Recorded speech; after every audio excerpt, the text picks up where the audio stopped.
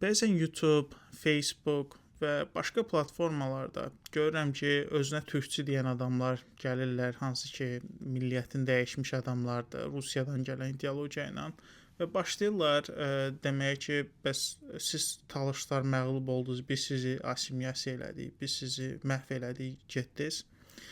Mən bu türkçü tayfanı, həmin türkçüləri həmişə ictimai siyasi peysərlər adlandırıram.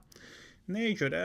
Çünki baxın, Avropasına, Amerikasına, Kanadasına, burada milli hərəkatların nəticəsi oldu ki, bu ölkələr inkişaf etdi, irəliyə getdi və insanları hal-hazırda bizim tarixdə bildiyimiz ən yaxşı texnologiyadan istifadə edir və ən yaxşı inkişaf etmiş səviyyədə yaşayırlar.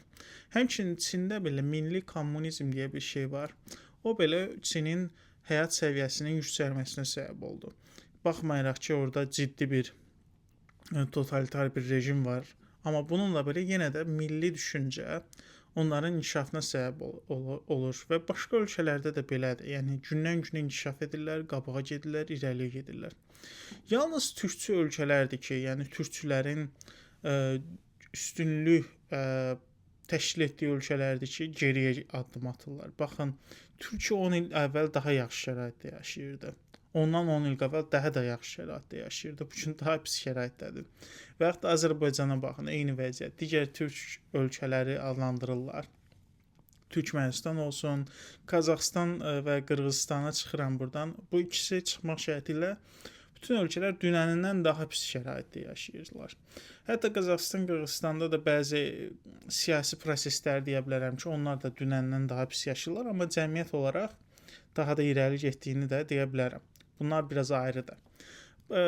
Baxın, Türkiyə və Azərbaycanda siyasi türkçülük var. Yəni bu özünə türk deyənlər əslində türk deyil. Bu Rusiya tərəfindən yaradılmış bir dənə beyin kabusudur, beyin virusudur. Və insanlar başlayıb inanmağa ki, bunlar türkdür və bu düşüncə qavramında onları irəli aparmayıb. Yəni deyək ki, bu düşüncə gəldi, bunları inkişaf elətdirdi. Yox, inkişaf elətdirməyib. Bunu daha əvvəllər də mən danışmışam, bu onları geriyə atıbdır. Biz talışlarsa öz düşüncəmizi də qorumuşuq. Bəzilərimiz dillərimizi itirə bilərik, amma bizim düşüncə tərzimiz hələ də yerində qalır, güclü olaraq qalır və gələcəkdə də güclənəcək. Cəmiyyətimiz də gündən-günə inkişaf eləyir. Və ən əsası odur ki, biz bu siyasi türkçülər kimi ictimai siyasi peysərlər deyilik. Yəni ən əsas mənim üçün budur.